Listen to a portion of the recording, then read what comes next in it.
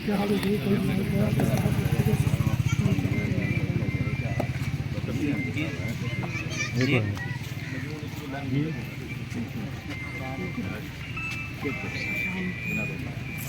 Minute तो करे नहीं बात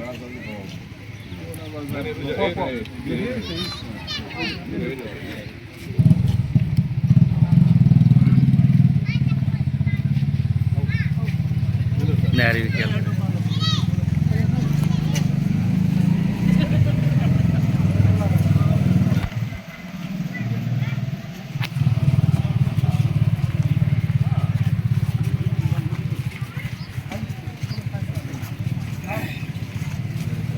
agaw ko Gibson.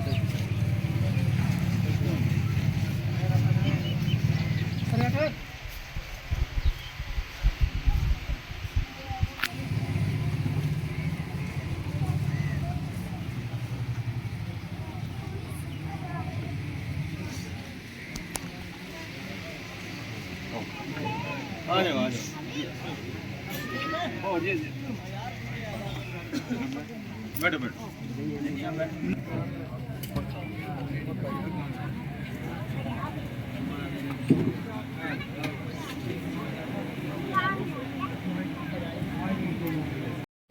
Water filter plant लगा हुआ है मोहम्मद बिलाल साहब के पास। बेसिकली इसका मकसद और मतलब क्या है मैं आपको बताता जाऊँ। पानी दो तरह का होता है, एक साफ़ पानी और एक गंदा पानी, ठीक है। इसका फ़र्क मैं आपको करके डेमो करके बताता हूँ। इससे पहले मैं उसकी ना कुछ खसूसियात, उसमें ये होता है कि जो WHO ना वर्ल्ड हेल्थ ऑर्गेनाइजेशन, वो कहती है कि जो हम इंसान है ना, हमारे इंसान को जो एक्सेप्टेबल वाटर है ना यूज़ करने के लिए, पीने के लिए, जो हमारे जिस्म को और हमारी बॉडी को रिक्वायर है, वो 170 से लेकर 180 220 तक रिक्वायर है। जैसे 220 से ऊपर होता जाएगा वो हार्ड वाटर में शामिल होता जाएगा। हार्ड वाटर क्या करेगा उसकी भी वजह बताऊंगा आपको। इससे पहले मैं आपको TDS चेक करवाता जाऊँ। ये पिन मीटर है,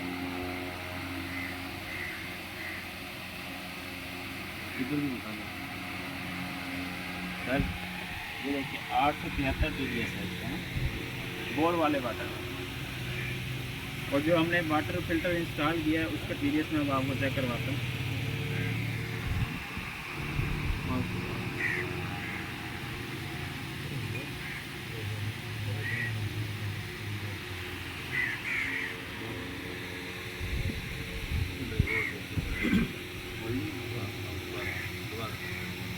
बटन नहीं है ना, आपने वो नीचे वाले जो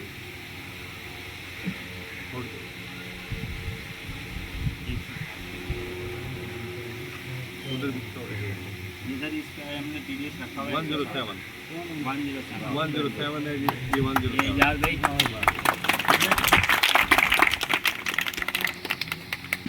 जी जनाब, बिस्मिल्लाहिर्रहमानिर्रहीम। शहजाद की माजर, मैं फाद बागा साहब ब्यूरो चीफ दुनिया न्यूज़ का शुक्रिया अदा करता हूँ, जिन्होंने मैंने बुलाया यहाँ पर बतौर मेहमान ख़ुसूसी। ये चेहरा और मेहमान ख़ुसूसी जनाब का शुक्रिया अदा करें। दूसरे नंबर पर मैं SHO राजाराम बिलाल साहब का शुक्रिया अदा करना कि मेरे नाल ये भी चले हैं।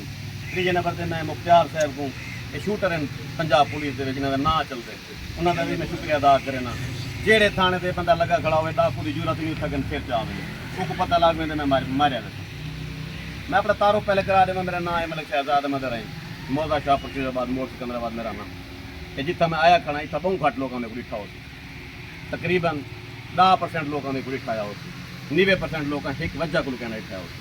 तारुफ मेरा है कि मैं हाँ नेक्स्ट MNA शुजाबाद इतना कि मैं नेक्स्ट कैंडिडेट फॉर MNA भी आ सकता। मैं हाँ नेक्स्ट MNA, यानी मेरे को यकीन है कि मैं MNA हाँ, अगर मैं ठान की थी, अगर मेरा दिमाग गाल आ गई तो मैं MNA बन के दिखेगा पूरे सारे दोस्त इंशाल्लाह। MNA बनने की खास वजह मैं दसा देना। कुछ ऐसे लम्हात, कुछ ऐसे हादसे इंसान को मजबूर कर देना कि वो लड़न वास्ते मजबूर कर देंगे। ये सड़क सीधा बाग वाले खूह ते वेंदी है, इतना पुल टुटी पई है। मैं अक्सर इतना कहना तो मेरी गड्डी वो उतले पासों वल्ला मार के मेरे को बाग वाले खूह ते वजना पौंदे। मेरी भेण का घर है उत्तम, मेरे बहनोई का घर है, मेरे भणेजा का घर है, मलिक खुश नसीब का घर है, मलिक मुमताज का घर है। यकीनन तुम लोग बहुत अच्छी तरह जानते हो। मेरी पूरी बिरादरी बागेल से बैठी। मैं इतना जडन भी आया, मेरी गड्डी या त्रुट गई है या कोई ना कोई नुकसान थी गया, क्योंकि रास्ता ठीक है नहीं। दूसरे नंबर पर इतना ना आने की वजह यह है कि इो पानी कि इतना पानी कोड़ा है, फिल्ट्रेशन प्लांट क्या ना आई। बहरहाल लाले के दिमाग पातों से हम वाटर फिल्ट्रेशन प्लांट ही पासे आ गया। आखिर का मकसद है कि मैं एक क्वालीफाइड हकीम हाँ, पेशे के लिहाज नाल मैं दवाखाना च रहना मोर सिकंदराबाद, शहजाद दवाखाना के नाम तो मेरा दवाखाना मशहूर है। मेरी दवाई अमरीका वेंदी है, मेरी दवाई बेल्जियम वेंदी है, फ्रांस वेंदी है। मैं एक अपने अरई कौम का शुजाबाद का ना गजे दोस्त मेरे को पिछड़े न, सारे दोस्त मेरे को जान दें। जडन भी कहीं फोन तो कहीं मरीज का फोन है, कहीं दोस्त का फोन है, कहीं गैर मुल्क जो फोन है, उनके सवाल का जवाब मेरे को कहीं ना लभे जो अज लभ गए। वो सवाल क्या होंगे सही थोड़ी दवाई गुर्दे तो खराब नहीं वैसन। हकीमा के मुतलिक एक गलत राय कायम कर दी गई है सही थोड़ी दवाई गुर्दे तो खराब कहना थी वैसन, गुर्दे के साइड इफेक्ट तो कहना आसन। मेरी दवाई नाल या कई हकीम की दवाई नाल गुर्दे को कुछ नहीं, क्योंकि एक हकीम जरा 4 साल ते पढ़ के आते उसको सारे दवाइयों का पूरा पता होंगे, उनको पुछते का भी पता होंगे। ये एक अलग गल है कि वह पढ़िया ना हो, एजुकेटेड ना हो, गुर्दे का फिल्टर सिस्टम ना समझा हो, नेफ्रोन ना समझा हो, तो एक अलग गल है। गुर्दा खराब दवाई नाल नहीं थींदा, गुर्दा खराब थींदे ई पानी नाल जिहड़ा कि तुहाडे सामने है, तुसां डिठे ये पानी है जिहड़ा जिहदी वजह कोल तुहाडा गुर्दा खराब थींदे। इहदे विच हकीम दा कोई कसूर गै नहीं, ई पानी दा कसूर है।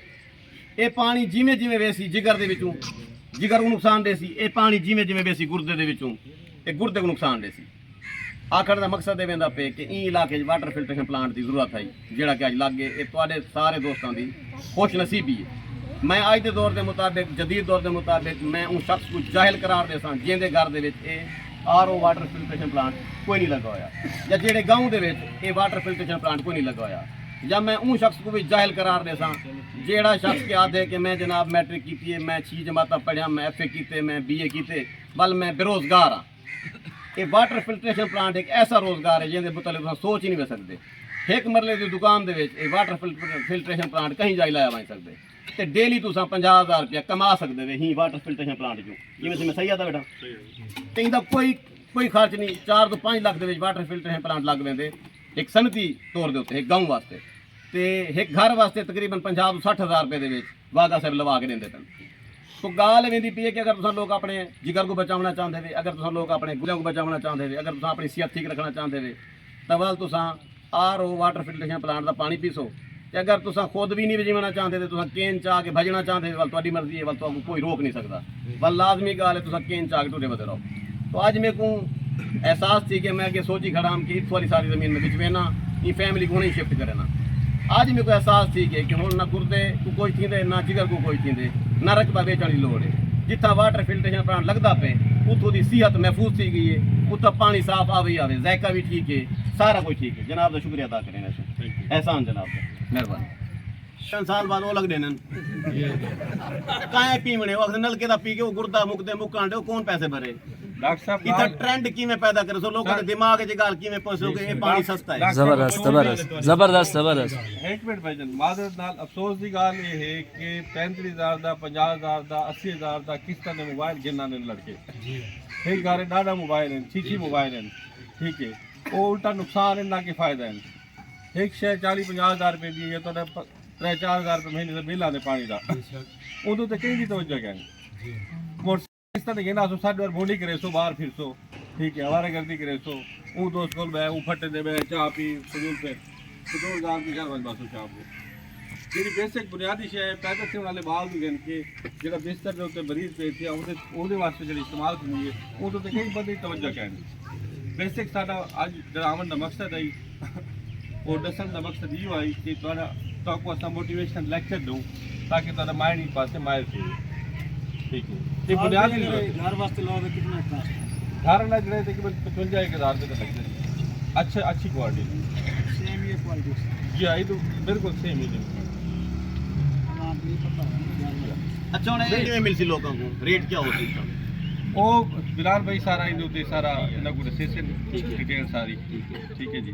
हाल ही फ्रिज लेंदे पे 2-3 दोबारा पानी तक ने खरीद चले, ठीक है, उसके मुताबिक नेक्स्ट ऐलान करे बिलाल भाई तो मुनासिब रेट होते हैं इंशाल्लाह। कोई आवाम ये बिजनेस वास्ते नहीं करने पे अगर बस मेरे इलाके की भलाई थी अपना बिजनेस फर्नीचर दा बड़ा टॉप दा, ठीक है, अल्लाह ताला ने सब कुछ दिता है जबरदस्त बड़ी याद सिर्फ बस सर्कल चलता रहे उन्हें खर्चात वो पूरे ए बस तालियां आधे पैसे देवे या बंदे को रिलीफ है भाई महीना या 2 महीने या उते मौके ते नाक बता दो ਉਹਦੇ ਤੇ ਰਿਲੀਫ ਬਿਲਕੁਲ ਹੈ अच्छा। ਜਿਹੜੇ ਜੌਬ ਹੋਲਡਰ ਨੇ ਉਹਨਾਂ ਵਾਸਤੇ ਬਹੁਤ ਜ਼ਿਆਦਾ ਰਿਲੀਫ ਹੈ अच्छा। ਜਿਹੜੇ ਬਿਜ਼ਨਸਮੈਨ ਨੇ ਉਹਨਾਂ ਵਾਸਤੇ ਵੀ ਹਾਫ क्योंकि ज़हन एक खड़ी पे 55 ज्यादा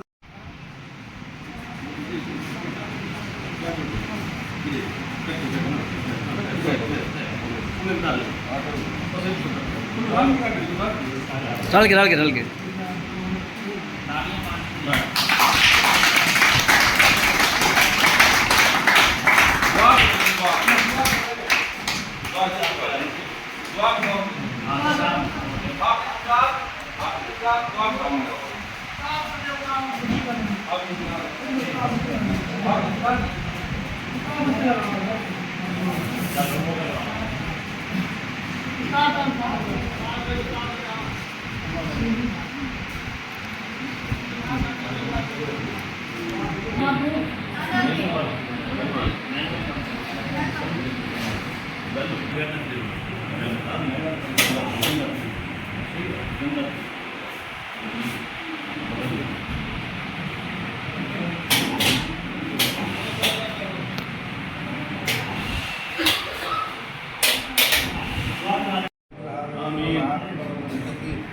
اللهم صل على محمد عبدك ورسولك وصل على المؤمنين والمؤمنات والمسلمين والمسلمات لا اله الا الله الحليم الكريم سبحان الله رب العرش العظيم الحمد لله رب العالمين نسألك موجبات رحمتك وعزائم مغفرتك والغنيمة من كل جود والسلامة من كل اسم لا تدعنا ذنبا الا غفرت ولا هما الا فرجت ولا دينا الا اديت ولا حاجة من الحوائج الدنيا هي لك الا قضيتها يا ارحم الراحمين يا ارحم الراحمين يا ارحم الراحمين يا ذو الجلال والاكرام يا ذو الجلال والاكرام يا ذو الجلال والاكرام وإلهكم إله واحد لا إله إلا هو الرحمن الرحيم هو الأول والآخر والظاهر والباطن وهو بكل شيء عليم وتعز من تشاء وتذل من تشاء بيدك الخير إنك على كل شيء قدير اللهم إنا نسألك موجبات رحمتك وعزائم مغفرتك والغنيمة من الدنيا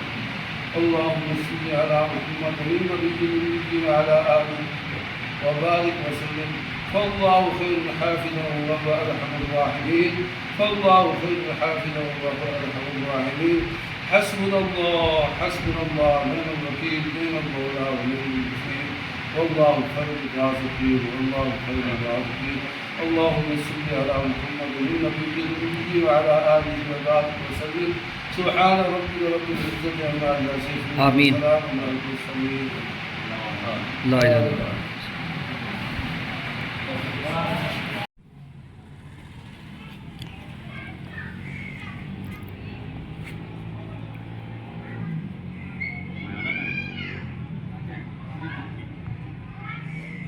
ठीक है जी जज़ाकल्लाह।